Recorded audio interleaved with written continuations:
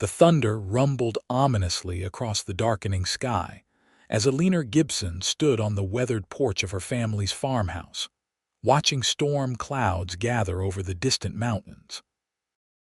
The piece of paper clutched in her trembling hand might as well have been a death sentence, a tax notice demanding payment of $300 by the end of the month, a sum she simply didn't have. 5 years of drought had devastated her crops, and her father's passing 6 months ago had left her alone to manage their struggling ranch outside Ouray, Colorado in the spring of 1882. Eleanor tucked a strand of auburn hair behind her ear and took a deep breath of the crisp mountain air. At 23, she had already weathered more hardship than most faced in a lifetime. Her mother had died during a harsh winter when Eleanor was just 16, and her father had worked himself to an early grave trying to keep their modest cattle ranch afloat. Now, with this tax notice, she would lose the only home she had ever known. She folded the notice carefully and slipped it into the pocket of her worn cotton dress. The ranch wasn't much, 160 acres of mostly rocky terrain with a small herd of cattle and a vegetable garden, but it was hers. Or at least it had been. "Miss Gibson," a voice called from down the road.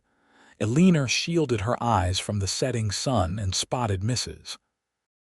Abernathy, the postmistress, hurrying toward her.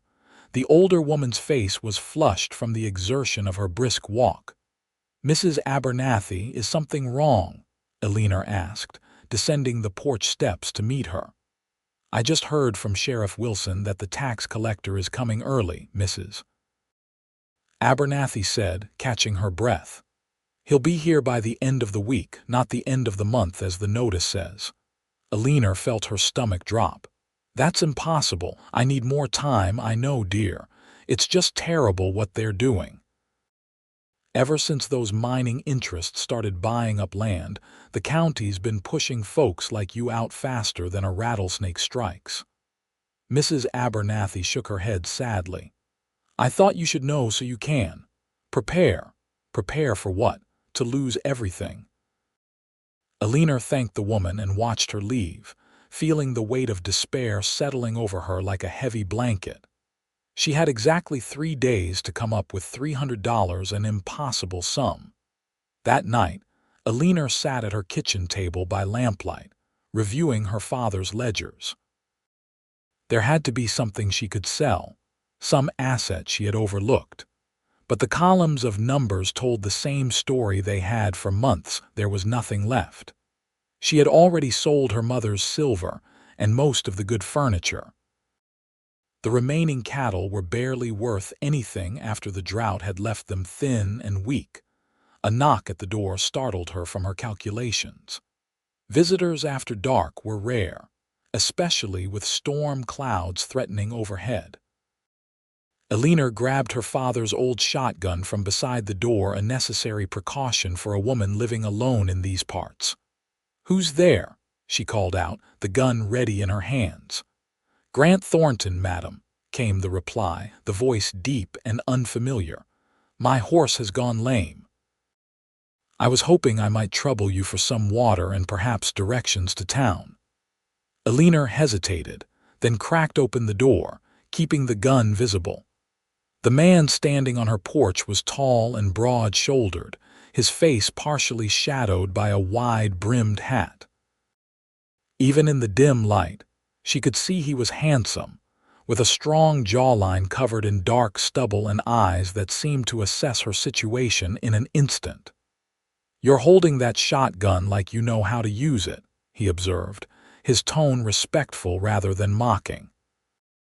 "I do," Eleanor confirmed, not lowering the weapon. "Town's 4 miles that way." She nodded in the direction of Ouray. The stranger Grant smiled slightly. "Much obliged, and the water?" Against her better judgment, Eleanor nodded. "Wait here." She returned with a canteen, which she handed to him while maintaining her distance. As he drank, a flash of lightning illuminated the yard, revealing his horse limping by the gate. "That's quite a storm coming," Grant noted, returning the canteen. I don't suppose there's a barn where I could stable my horse until morning. I'd be happy to pay for the trouble." Eleanor considered him carefully. Money was something she desperately needed, and there was something about his straightforward manner that didn't seem threatening. Still, she'd heard plenty of stories about women who had trusted too easily. $2 for the night, she said, naming a price high enough to deter anyone who wasn't serious. "And you sleep in the barn with your horse." To her surprise, the man reached into his pocket and produced $3 silver. "For the extra trouble," he explained. "And I give you my word I'll be gone at first light." Lightning flashed again, followed almost immediately by a deafening crack of thunder. Fat raindrops began to fall, quickly turning into a downpour. "This way," Eleanor said, gesturing toward the barn with her shotgun. She would need those $3, and her instincts told her this stranger wasn't looking for trouble. As they hurried through the rain, Eleanor noticed Grant's limp slight but unmistakable. Once inside the barn, she lit a lantern while he tended to his horse, removing the saddle and examining the animal's front leg with gentle, practiced hands. "Stepped in a prairie dog hole," he explained without looking up. "She'll be fine with rest, but I couldn't risk riding her further tonight." Eleanor hung the lantern on a hook. "There's fresh hay in the corner. I'll bring you some blankets." When she returned with the promised blankets, she found Grant had already made himself comfortable, arranging a makeshift bed in the stall next to his horse. The rain drummed loudly on the barn roof, creating a rhythmic backdrop to the occasional rumbles of thunder. "You run this place by yourself?" he asked, accepting the blankets with a nod of thanks. Eleanor stiffened. "Yes. That's a lot for one person," he observed, his tone neutral. "Good land, though.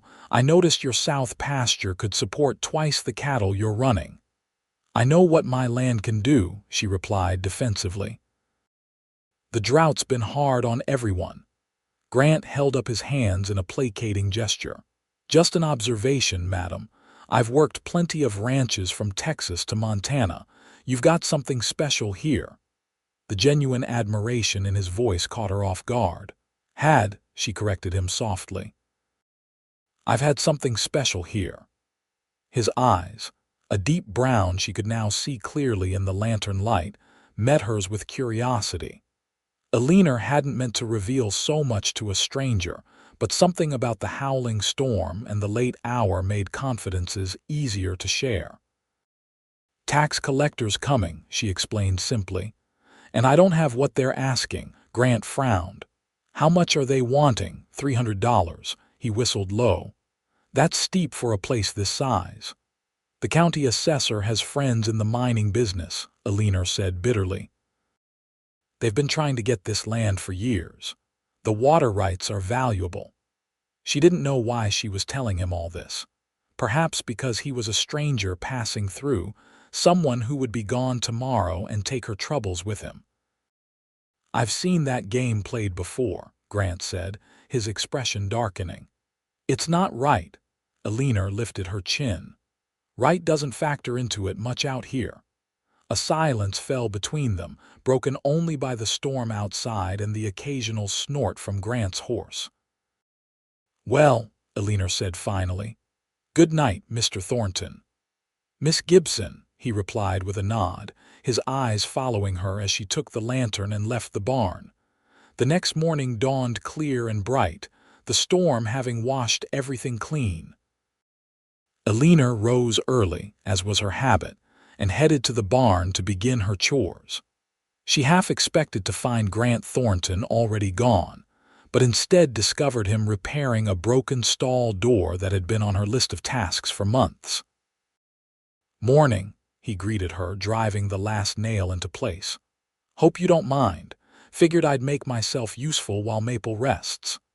He nodded toward his mare, who was looking considerably better after a night's rest. "Thank you," Eleanor said, genuinely surprised. "But you didn't need to do that." Grant shrugged. "Man ought to earn his keep." He wiped his hands on his jeans and looked around the barn appraisingly. "You've got a few more repairs that could use attention. I'm handy with tools if you'd be willing to let me stay another night." Eleanor hesitated. The offer was tempting. There was always more work than she could manage alone, but she was wary of creating an obligation she couldn't repay. "I can't pay you for repairs," she said honestly. "I'm not asking for payment," Grant replied. "Just a place to stay while my horse heals. And maybe a meal or two."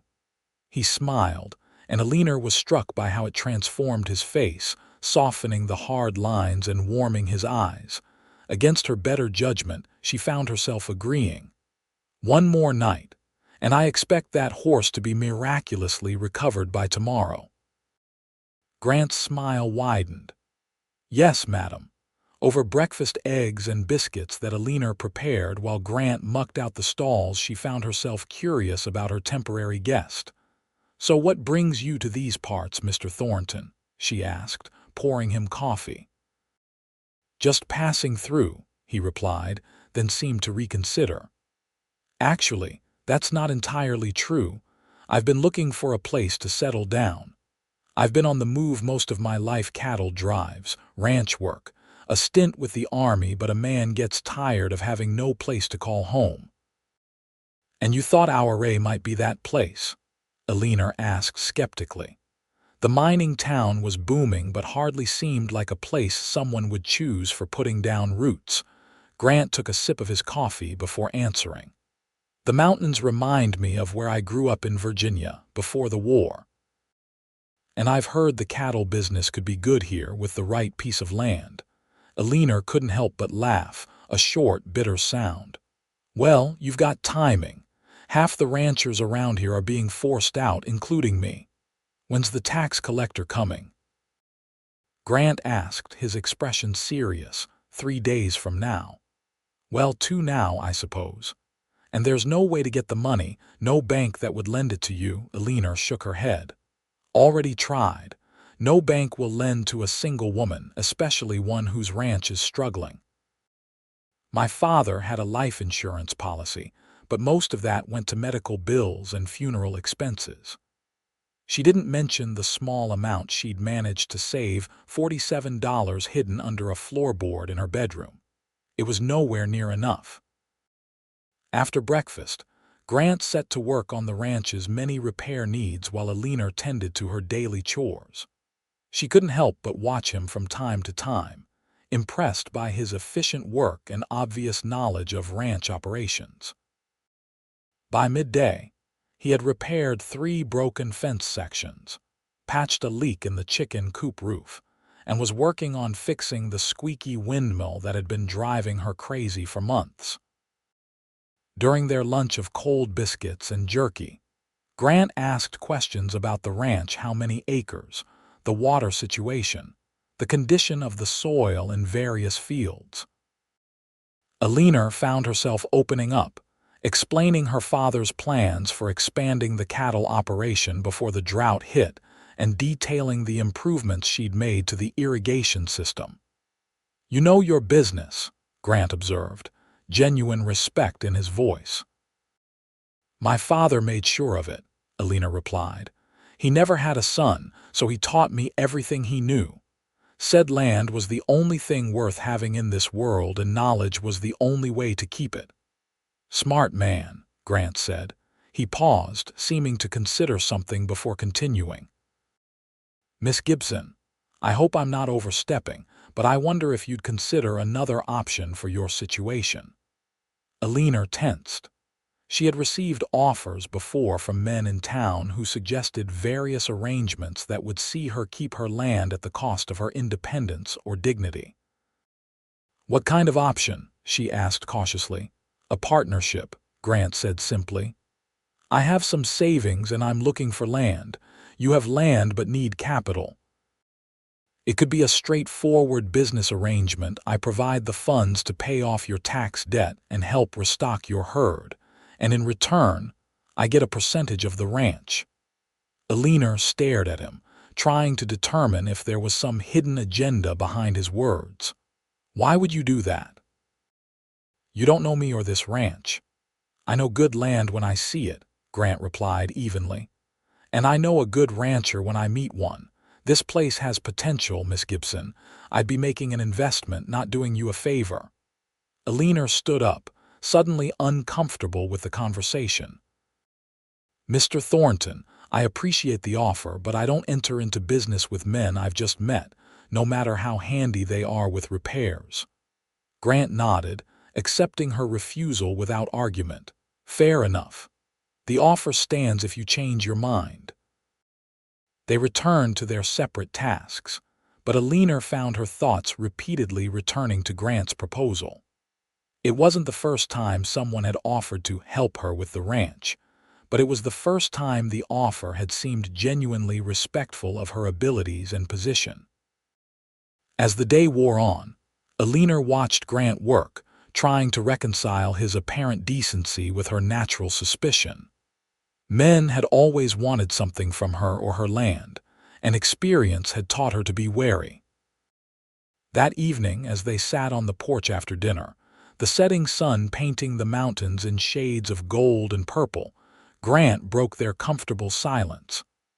My father lost our family farm after the war, he said, his gaze fixed on the distant peaks. Confederate soldier, came home to find everything gone, seized for taxes he couldn't pay while fighting. It broke him. He never recovered, spent the rest of his life working other men's land. Eleanor studied his profile in the fading light. Is that why you want land of your own so badly? Grant nodded.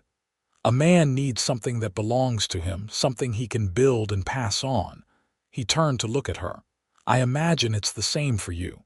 It is, Eleanor admitted. This place is all I have left of my family. Every fence post, every tree, there are memories in every inch of this land. Then we understand each other, Grant said quietly. The next morning, Eleanor woke to the smell of coffee brewing, a luxury she rarely afforded herself. She found Grant in the kitchen, frying bacon and looking surprisingly at home at her stove. Hope you don't mind, he said when he spotted her in the doorway. Figured I owed you a meal after all your hospitality. Eleanor was momentarily speechless. It had been a long time since anyone had cooked for her. Your horse seems better, she observed, noting the animal grazing contentedly in the corral outside the window. She is, Grant agreed. I'll be moving on today as promised. Eleanor felt an unexpected twinge of disappointment. I see. They ate breakfast together, discussing the weather and the repairs Grant had completed. When the meal was finished, Grant rose and gathered his few belongings. I'll be staying at the hotel in town for a few days before heading on, he said, standing awkwardly by the door. If you reconsider my offer, you can find me there. Eleanor nodded, not trusting herself to speak. Something about his imminent departure made her realize how much she had enjoyed having another person around, how the crushing loneliness of her situation had briefly lifted during his stay. Thank you for your help, Mr. Thornton, she said finally, extending her hand. He took it, his grip warm and firm.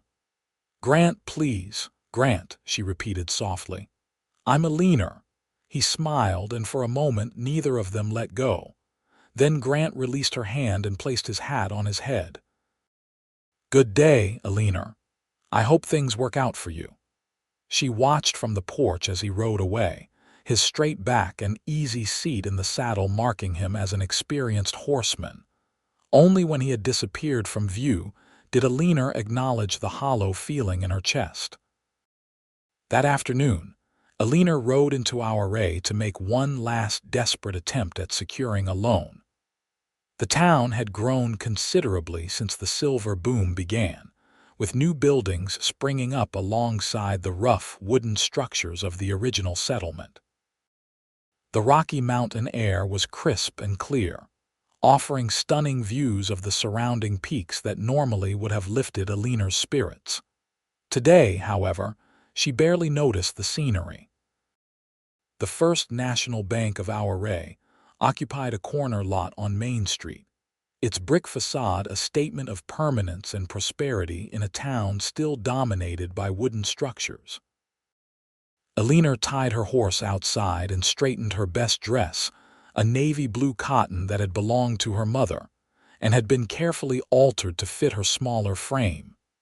Inside, the bank manager, Mr. Hargrove, kept her waiting for nearly 30 minutes before deigning to see her. He was a portly man with small, close-set eyes and a perpetual expression of mild distaste. "Miss Gibson," he greeted her without rising from his desk. "What brings you to town?" Eleanor explained her situation as clearly and businesslike as possible, detailing the value of her land, her plans for recovery after the drought, and the exact amount she needed to pay the tax bill. Mr. Hargrove listened with obvious disinterest.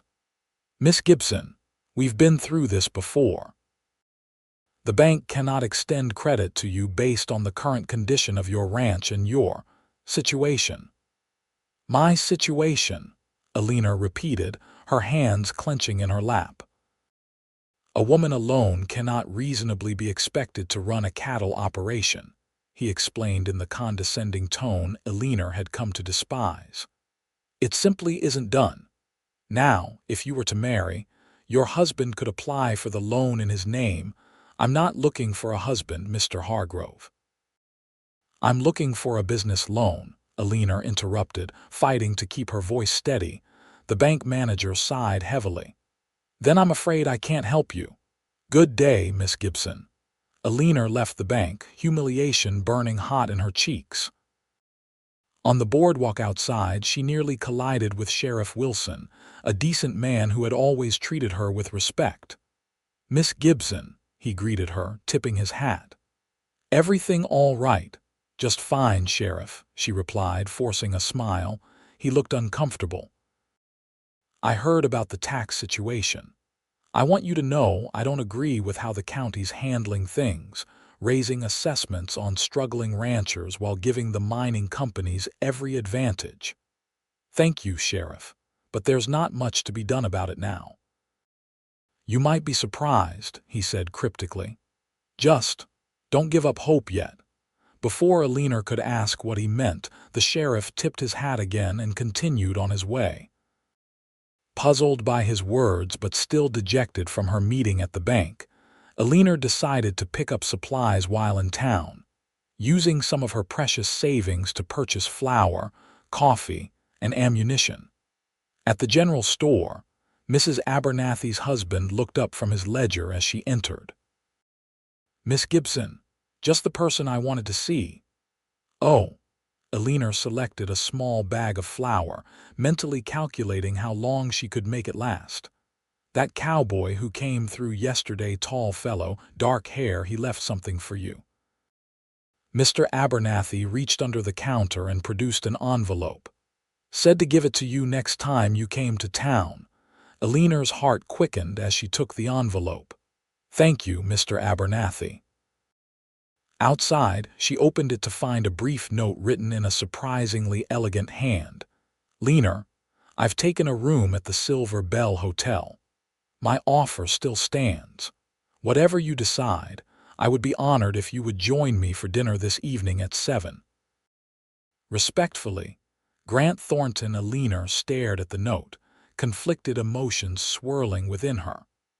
Part of her wanted to throw the note away and maintain her independence. Another part desperately wanted to accept his offer, if only to save her beloved ranch. After completing her errands, Eleanor found herself walking toward the Silver Bell Hotel instead of heading home. The hotel was one of the newer buildings in town, catering to the influx of investors and tourists attracted by the mining boom.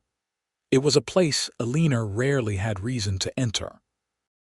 She hesitated at the entrance, suddenly aware of her worn dress and practical boots.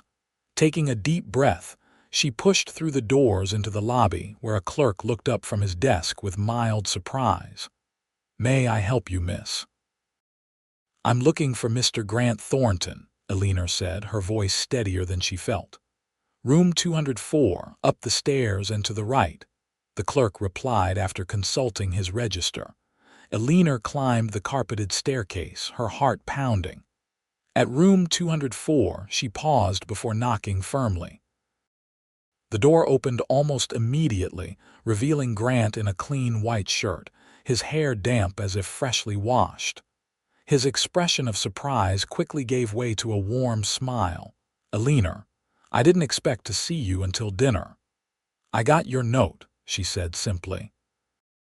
Grant stepped back, opening the door wider. "Please come in." Eleanor hesitated only briefly before entering. The room was modest but comfortable, with a bed, desk, and 2 chairs by the window that overlooked Main Street. "I've been thinking about your offer," Eleanor began, standing awkwardly in the center of the room. Grant gestured to one of the chairs. "Please sit." Once they were both seated, Eleanor continued. "I still don't understand why you would want to invest in my ranch. There must be better opportunities for a man with capital." "Perhaps," Grant acknowledged. "But I told you the truth. I'm looking for a place to settle down, and your ranch has potential. Plus," he added with a slight smile, "I admire a woman who knows her own mind and isn't afraid of hard work." Eleanor studied him, trying to discern any hidden motives in his open expression. If I were to consider your proposal, what exactly would the arrangement be?" $300 to cover your immediate tax debt," Grant replied without hesitation. "Plus an additional $700 for restocking cattle and necessary improvements. In return, I would receive a 40% interest in the ranch with full partnership rights." Eleanor raised an eyebrow. "40% is steep." "35 then," Grant countered smoothly. "But I would expect to have a say in major decisions." "And where would you live?" Eleanor asked, the practical question suddenly seeming very important. "I could build a cabin on the property," Grant suggested. "Or fix up that old bunkhouse I saw near the barn. I wouldn't intrude on your home." Eleanor nodded slowly, considering. The arrangement made financial sense, and something told her Grant Thornton was a man of his word. Still, entering into such a partnership was a monumental decision. "I need time to think," she said finally. "Of course," Grant agreed. "The offer remains open until tomorrow. After that." He shrugged. "I'll need to move on." Eleanor stood, suddenly needing fresh air and space to clear her head. "About dinner, the invitation still stands," Grant assured her. "No strings attached, regardless of your decision about the partnership." "Then I accept," Eleanor found herself saying. "The dinner invitation, that is." Grant's smile made something flutter in her chest. "I'll call for you at your hotel room at 7. Eleanor blinked. "Hotel room?" "I assumed you wouldn't want to ride all the way back to the ranch only to return for dinner," Grant explained. "I took the liberty of reserving a room for you here." At her expression, he quickly added, "A proper room of your own, of course." The thoughtfulness of the gesture caught Eleanor off guard. It had been a long time since anyone had considered her comfort or convenience. "Thank you," she said softly. Grant handed her a key. "Room 210, just down the hall. I thought you might want to rest before dinner." As Eleanor left his room, key in hand, she wondered if she was making a terrible mistake by even considering his offer. Yet something about Grant Thornton made her want to trust him, despite all her hard-won caution. In her own room, Eleanor washed away the dust of the day and changed into her only other dress, a dark green cotton that brought out the color of her eyes. She had packed it almost as an afterthought, never truly expecting to accept Grant's dinner invitation. Looking at her reflection in the small mirror, Eleanor barely recognized herself. It had been so long since she had dressed for an evening out, so long since she had thought of herself as anything but a struggling rancher fighting for survival. At precisely 7 o'clock, a knock sounded at her door. Eleanor opened it to find Grant standing there, hat in hand, looking surprisingly dashing in a dark coat and vest. "You look beautiful," he said simply, his eyes appreciative but respectful. "Thank you," Eleanor replied, a blush warming her cheeks. Grant offered his arm. "Shall we?" The hotel dining room was more elegant than any place Eleanor had eaten since before her mother's death. White tablecloths, polished silverware, and actual crystal glasses adorned each table. The other diners were mostly well-dressed businessmen, mining investors and their wives, with a few travelers passing through. Once they were seated and had ordered beef stew for Eleanor, steak for Grant, an awkward silence fell between them. Eleanor realized that despite their conversations over the past 2 days, they knew little about each other beyond the practical matters of ranch work.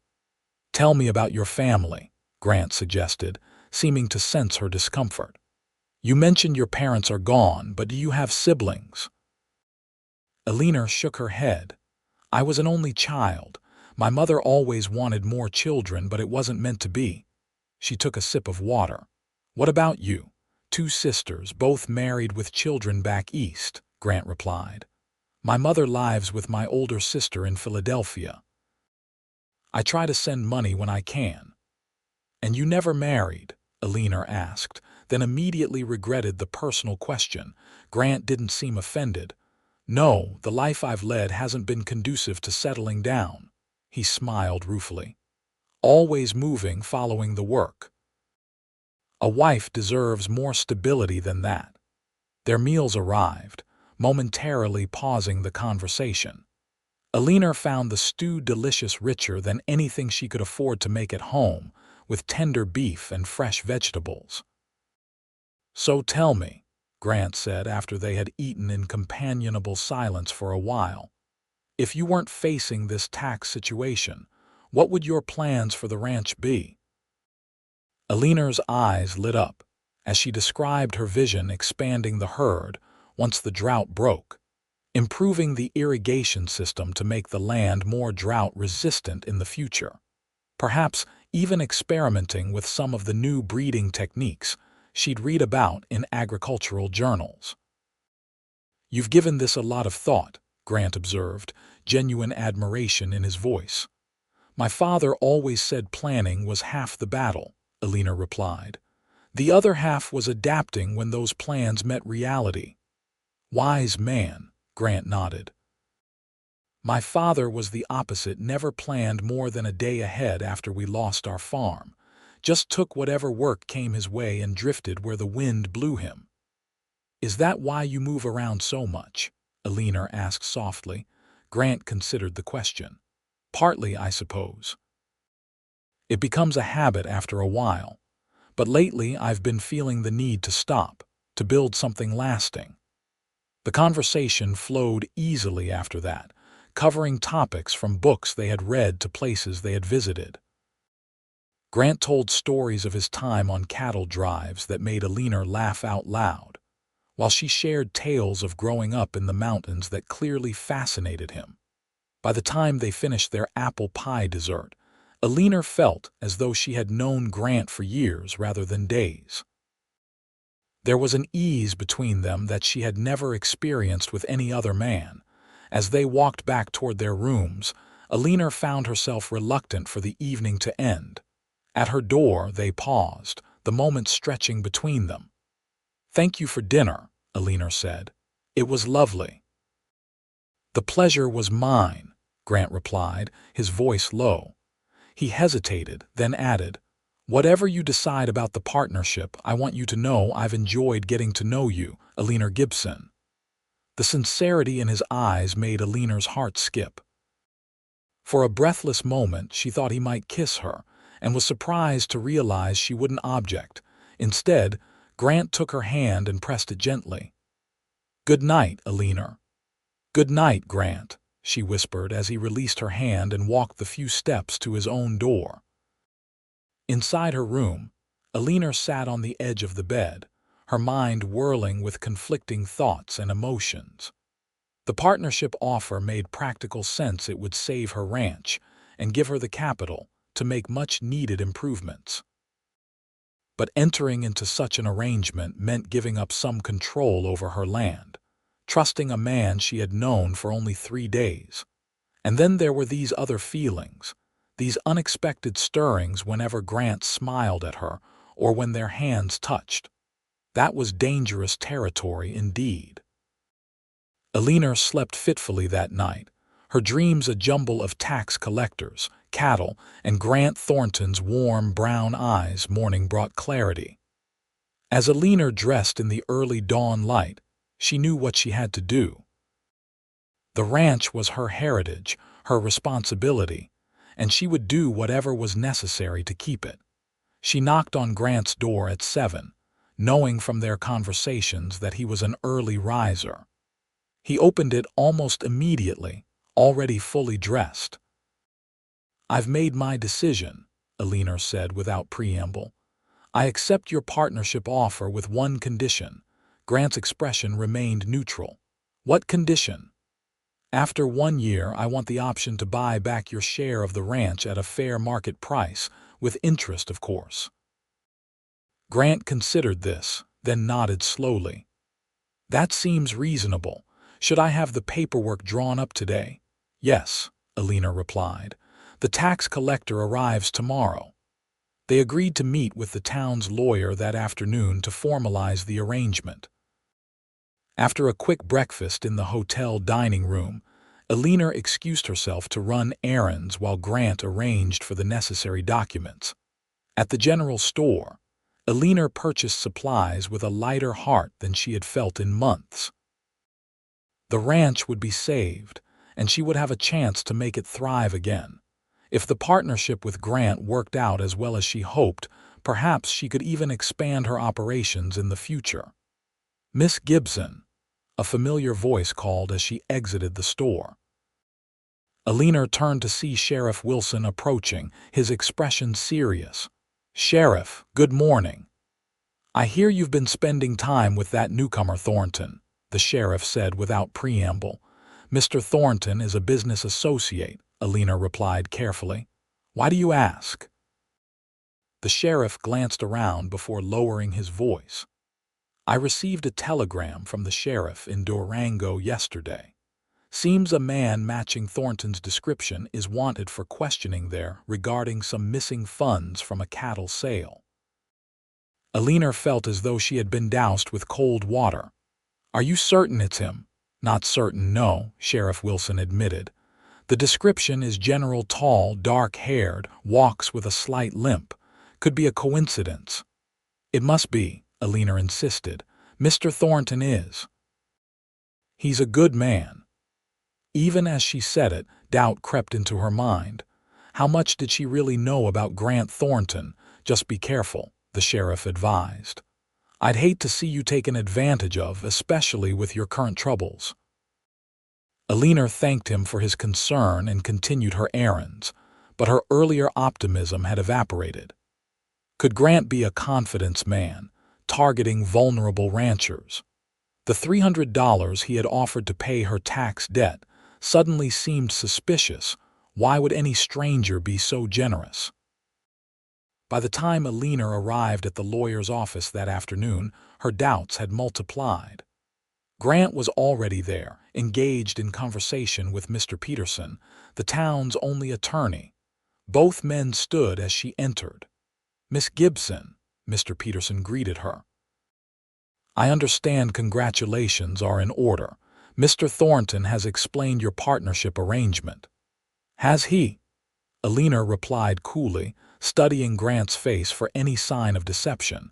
If Grant noticed her change in demeanor, he gave no indication. "I've outlined the terms we discussed.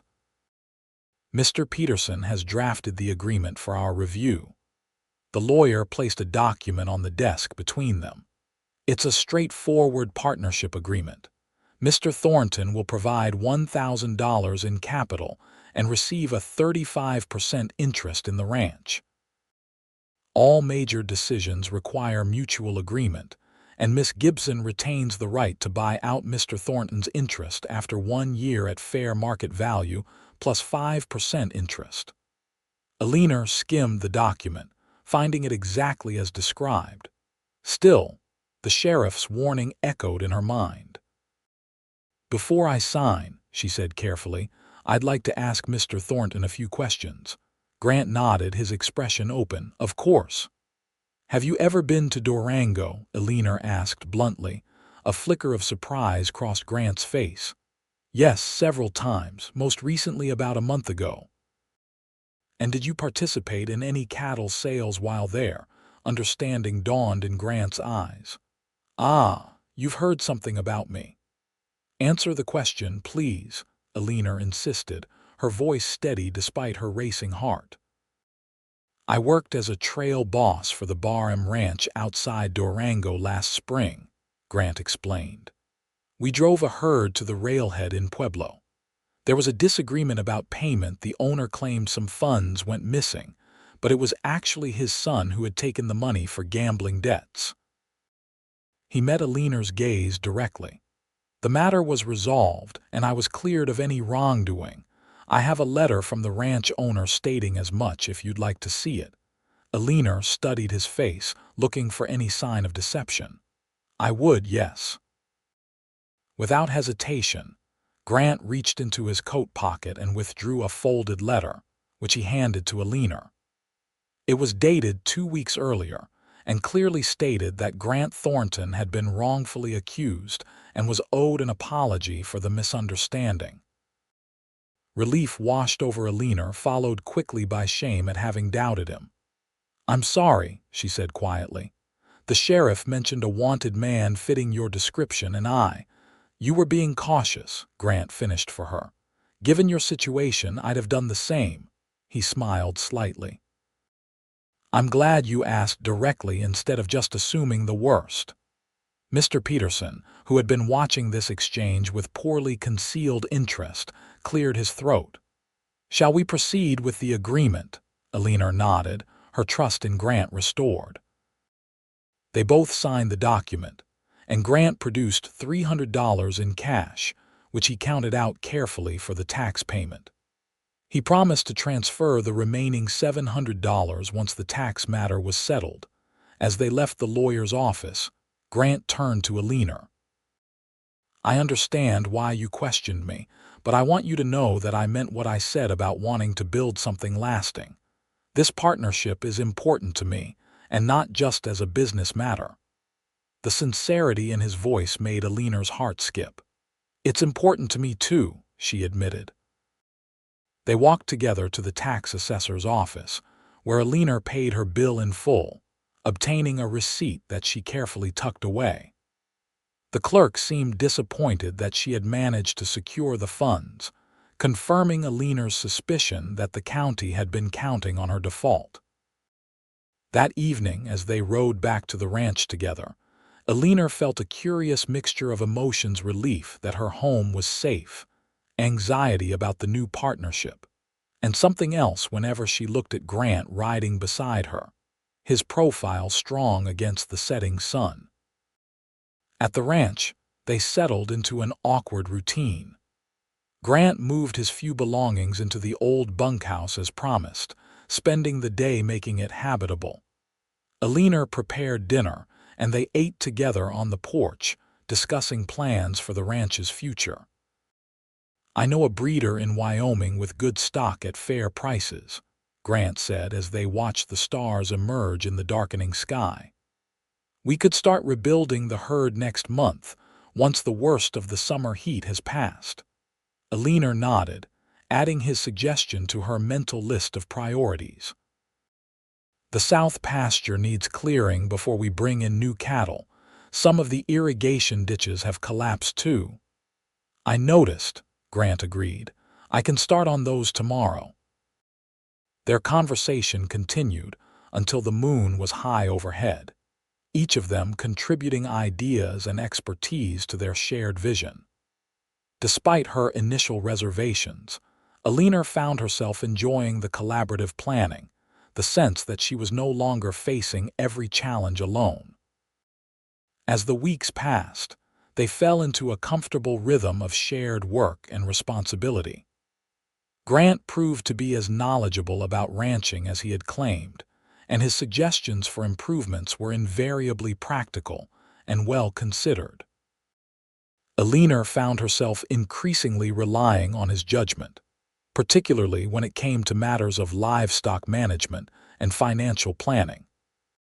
For his part, Grant seemed to respect Eleanor's expertise regarding the land itself, its peculiarities of soil and water, the best grazing areas for different seasons, the quirks of weather patterns in their mountain valley. He listened to her opinions and often deferred to her experience, never treating her as anything less than a full and equal partner. By the time autumn painted the aspen groves gold and orange, the ranch had been transformed. The new cattle, 20 head of prime breeding stock, grazed contentedly in pastures cleared and improved under Grant's direction. The irrigation system had been completely overhauled, using innovative techniques Grant had learned during his travels. The barn and outbuildings stood repaired and reinforced, ready to withstand the coming winter. One crisp October evening, as they sat on the porch after a long day of preparation for winter, Grant broached a subject they had both been avoiding. "Eleanor," he began, his voice unusually hesitant, "we need to discuss sleeping arrangements for the winter." Eleanor felt heat rise in her cheeks. The bunkhouse, while adequate for the mild summer and fall, had no proper heating system for the harsh mountain winters.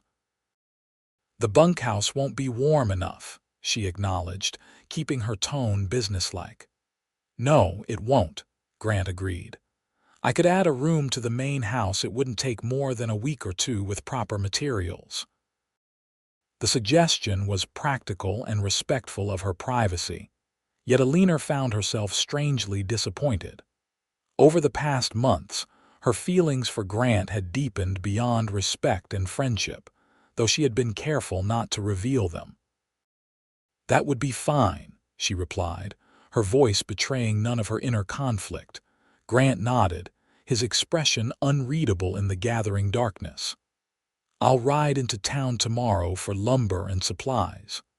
The following day, with Grant away in Auray, Eleanor found herself restless and distracted. The house seemed unnaturally quiet without his presence. Even the routine chores felt different without knowing he was nearby, working on some project or tending to the cattle. It was during this solitude that Eleanor finally admitted to herself what she had been avoiding for weeks. She was falling in love with Grant Thornton.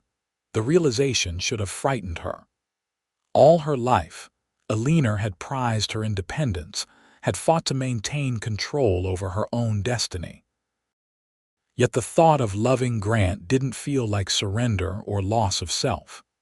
Instead, it felt like possibility, like the promise of something richer and more fulfilling than she had ever imagined. When Grant returned late that afternoon with a wagon loaded with lumber and building supplies, Eleanor had made her decision. "I've been thinking about the addition to the house," she said as they unloaded the wagon. Grant paused, a length of timber balanced on his shoulder. "Yes." "It seems unnecessary," Eleanor continued, gathering her courage. "The house already has 2 bedrooms. My father's has been empty since he died." Grant carefully set down the timber.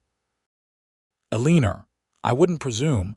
I'm not suggesting we share a room," Eleanor clarified hastily, a blush warming her cheeks despite the cool air. "But there's no reason you can't use the 2nd bedroom instead of building an addition." Grant studied her face, his expression serious. "Are you certain your father's room is private space?" "It's just a room," Eleanor said softly, "and you're my partner. It makes practical sense for you to live in the main house." Something shifted in Grant's eyes, a warmth that made Eleanor's heart quicken. "Thank you," he said simply. "I accept." That evening, as Eleanor helped Grant move his few belongings into her father's old room, she felt as though a threshold had been crossed. They were no longer merely business partners maintaining a careful distance. They were 2 people sharing a home, their lives intertwining in ways that went beyond practical arrangements. The winter months brought them closer still. Long evenings by the fire, with snow piling against the windows and wind howling down from the mountains, created an intimacy that neither had anticipated. They read aloud to each other from Eleanor's small collection of books, played chess on her father's old board, and talked for hours about everything and nothing childhood memories, hopes for the future, ideas for the ranch come spring. Grant taught Eleanor card games he had learned during his travels, while she introduced him to her mother's family recipes, passed down through generations.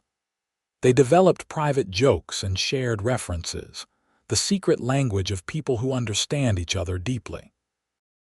Yet despite this growing closeness, Grant maintained a respectful distance. He never attempted to kiss Eleanor or made any declaration of feelings beyond friendship and partnership.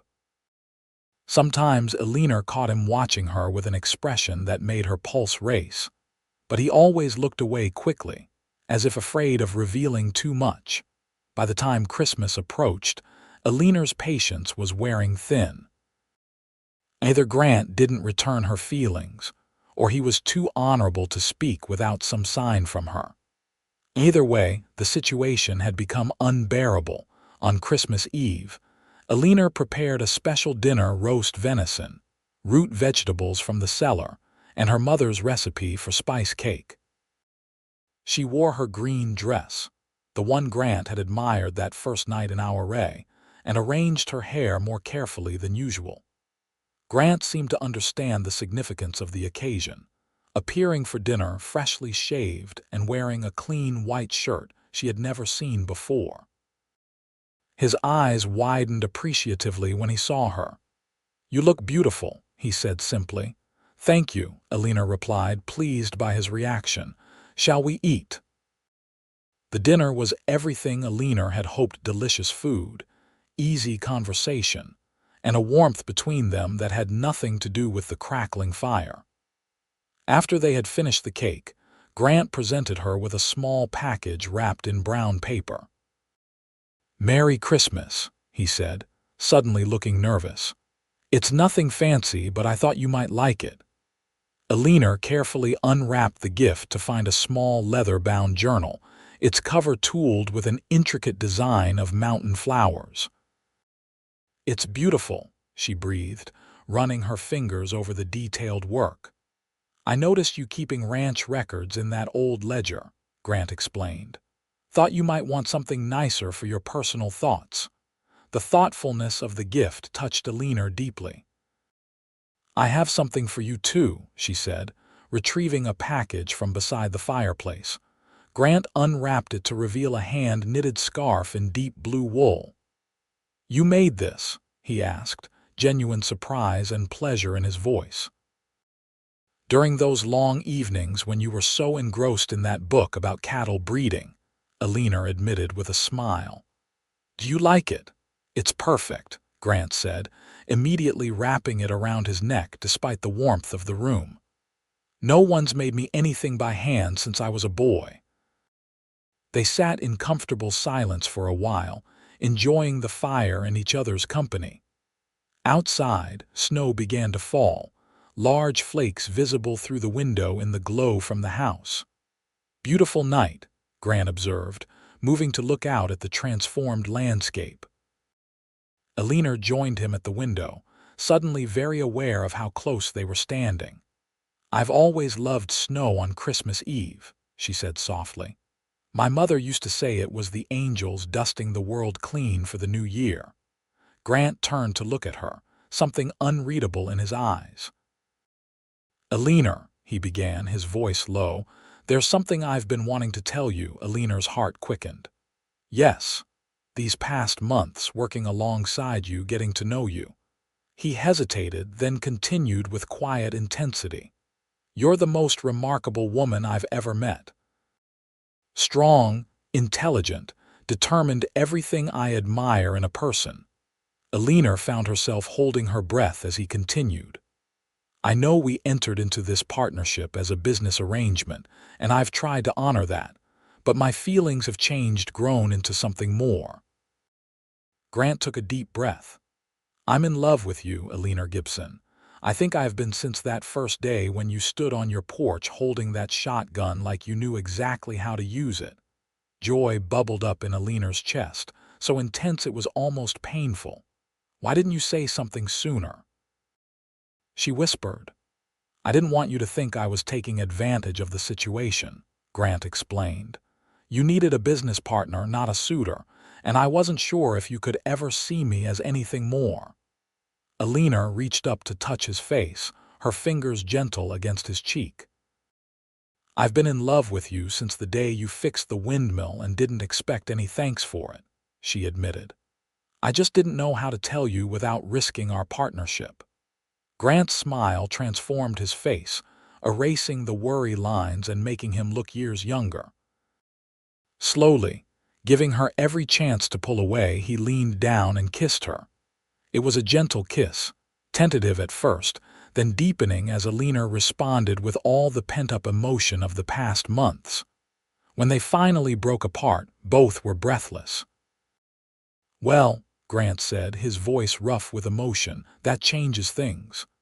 Eleanor laughed, happiness making her light-headed. Does it? We're still partners. Partners in every way, I hope, Grant replied, taking her hands in his. Eleanor Gibson, I know this is sudden, but life is uncertain and I've learned not to waste time when something matters. He took a deep breath. Will you marry me? The question hung in the air between them, momentous, yet somehow inevitable. Eleanor thought of all they had built together in just a few short months, of the easy way they had learned to work and live side by side, of the respect and understanding that had grown between them. Yes, she said simply. I will marry you, Grant Thornton. The joy on his face was answer enough as he pulled her into another kiss, this one filled with promise and passion. Outside, the snow continued to fall, blanketing the ranch in white silence, while inside, two people who had expected to face life's challenges alone discovered the strength and joy of facing them together. They were married on New Year's Day, 1883, in the small church in Auray, with most of the town turning out for the celebration. The sheriff, now convinced of Grant's good character, stood as his best man, while Mrs. Abernathy served as Eleanor's matron of honor. The reception was held at the Silver Bell Hotel, the same place where they had shared their first dinner together. Spring brought new life to the ranch, calves in the pastures, wildflowers on the hillsides, and the news that Eleanor was expecting their first child. The partnership that had begun as a business arrangement had transformed into a marriage of true minds and hearts, each partner bringing different strengths but equal dedication to their shared life. By the summer of 1884, their son Thomas was born, a healthy boy with his father's dark hair and his mother's determined spirit. The ranch flourished under their joint management, becoming one of the most successful operations in the county. When the mining boom eventually faded, their diversified approach to ranching ensured their continued prosperity. Over the years, the family grew a daughter, Sarah, arrived 2 years after Thomas, followed by another son, William, 3 years later. The children grew up learning the value of hard work, the importance of family, and the rewards of building something lasting. On cool autumn evenings, Grant and Eleanor would often sit on the porch where they had first begun to know each other, watching the sun set behind the mountains and reflecting on the unexpected turns their lives had taken. You ever regret it? Eleanor asked once, as they celebrated their 20th anniversary. Paying my tax bill all those years ago, Grant smiled, the lines around his eyes crinkling with happiness. Best investment I ever made, he said, taking her hand in his. Though I didn't know then that I was buying not just a share in a ranch, but a place in a family. "And I thought I was just saving my land," Eleanor replied, returning his smile. "Instead, I found the other half of my heart." As twilight deepened around them, they sat in comfortable silence, listening to the sounds of their children's laughter from inside the house and the distant lowing of cattle in the fields, the sweet music of a life built together, one day at a time, through hardship and joy, in the shadow of the Colorado mountains.